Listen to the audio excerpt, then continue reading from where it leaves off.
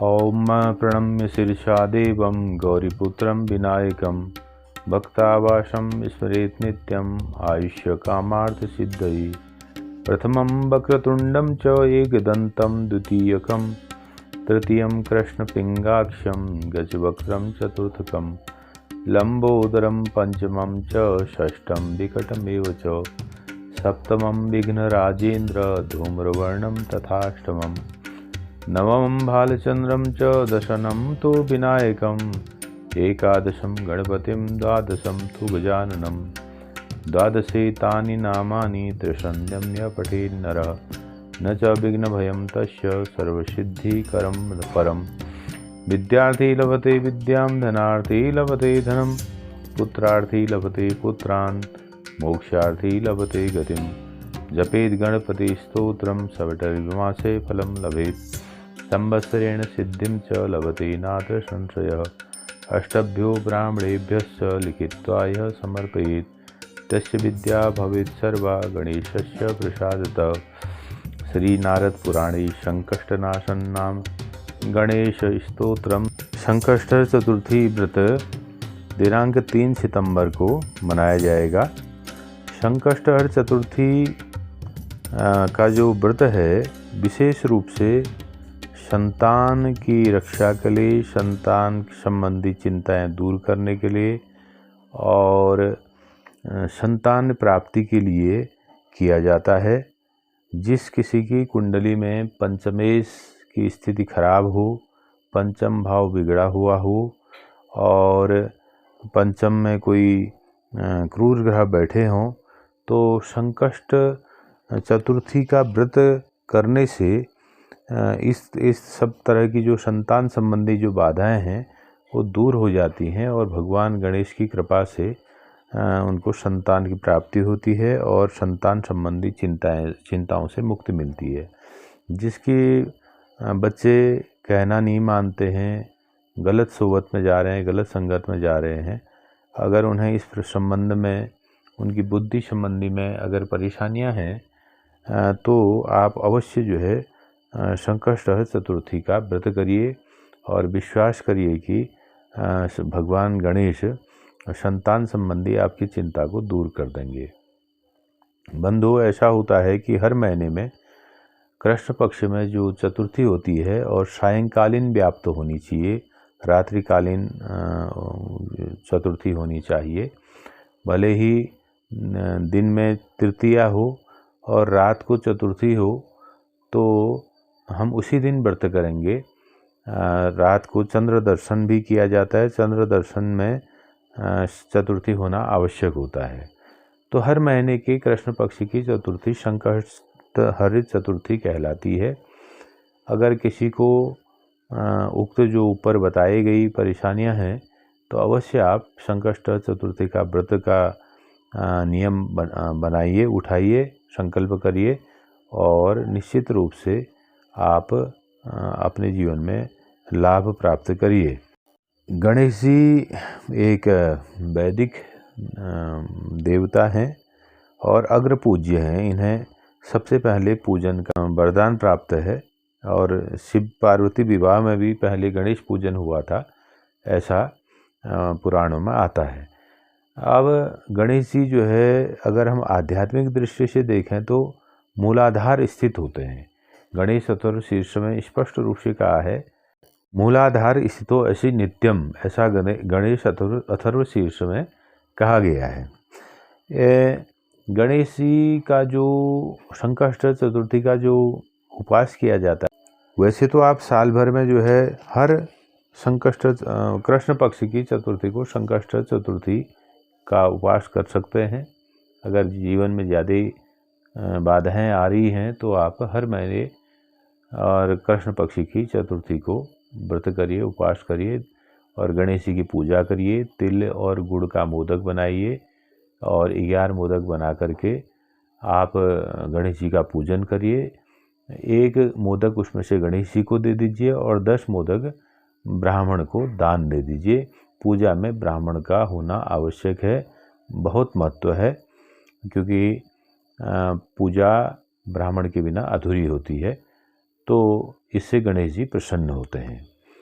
और सायंकाल में पूजा करने के बाद प्रदोष काल में पूजा करिए और उसके बाद जो है गणेश जी की पूजा करने के बाद चंद्रमा की पूजा की जाती है। चंद्रमा को धूप दीप नैवेद्य और अर्घ्य दिया जाता है। तो ऐसा होने से ज़िंदगी में जितने क्लेश होते हैं और जो कलंक होते हैं उनका शमन होता है, ऐसा कहा जाता है। गणेश जी अग्रपूज्य हैं और इनका स्तवन करना चाहिए। हमारे कूर्मांचल में पहाड़ में मुख्य रूप से साल भर में तो व्रत नहीं किए जा सकते हैं क्योंकि मनुष्य के पास बहुत व्यस्तता होती है। तो 2 संकष्टहर चतुर्थी करना आवश्यक कहा गया है। एक संकष्टहर चतुर्थी माघ मास के कृष्ण पक्ष की चतुर्थी है और दूसरा भाद्रपद मास के कृष्ण पक्ष की चतुर्थी है।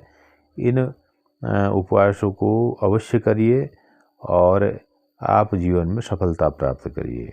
गणेश जी की पूजा में लाल फूल होना आवश्यक है, लाल वस्त्र और दूर्वा होना बहुत आवश्यक है। आप दूर्वा से गणेश जी का अर्चन करिए।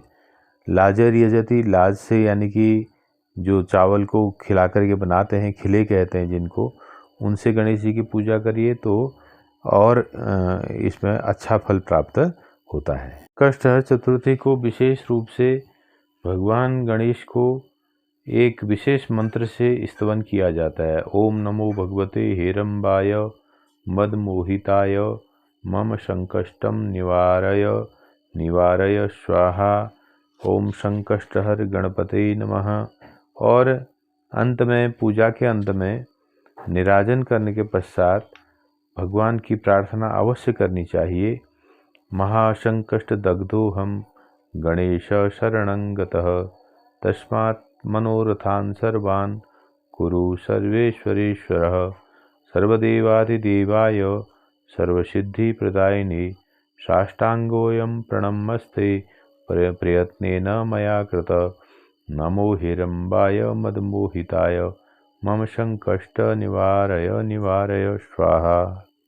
गणेश जी अग्रपूज्य हैं, विघ्न विनाशक हैं, सर्वसिद्धि प्रदायक हैं। इसलिए सभी कर्मकांडों में सबसे पहले गणेश जी की पूजा का विधान है। संकष्ट चतुर्थी का पूजन मनुष्य जीवन में अवश्य करना चाहिए। इससे सभी मनोरथों की पूर्ति होती है, सभी संकष्टों का नाश होता है। किसी भी प्रकार के संतान संबंधी चिंता जो है दूर होती है कि आपके काम नहीं बन रहे हों, संतान की शादी नहीं हो रही हो, संतान नहीं हो रही हो, संतान में कुछ विशेष दुर्गुण आ रहे हों, वो पढ़ाई में मन नहीं लग रहा हो, उनके व्यवसाय में परेशानियां आ रही हों, तो किसी भी प्रकार की अदिष्ट हो रहे हों, तो ये सभी प्रकार की जो चिंताएं हैं वो गणेश जी दूर कर देते हैं। साथ ही गणेश जी का प्रिय दूर्वा और मूंग गणेश जी को अर्पण करें। साथ ही साथ प्रार्थना करें। और गणेश जी की पूजा करने से कुंडली में अगर बुध ग्रह किसी का खराब हुआ हो तो उसका भी उपाय हो जाता है। बुध ग्रह हालांकि सौम्य ग्रह होता है, अगर ये खराब जगहों पर बैठ जाए, छठे भाव में, आठवें भाव में, तीसरे भाव में बुध बैठ जाए या क्रूर ग्रह के साथ बुध बैठ जाए तो बुध की स्थिति खराब हो जाती है। तो इनको ठीक करने के लिए, बुध की शांति के लिए गणेश जी का पूजन बहुत लाभकारी होता है। इस संकष्ट चतुर्थी में भगवान गणेश से प्रार्थना है कि जो भक्त आपका उपवास करते हैं, आपका पूजन करते हैं, उनके सभी कष्टों को आप दूर करें। अब मैं आपको गणपति अथर्व शीर्षम का पाठ सुनाऊंगा।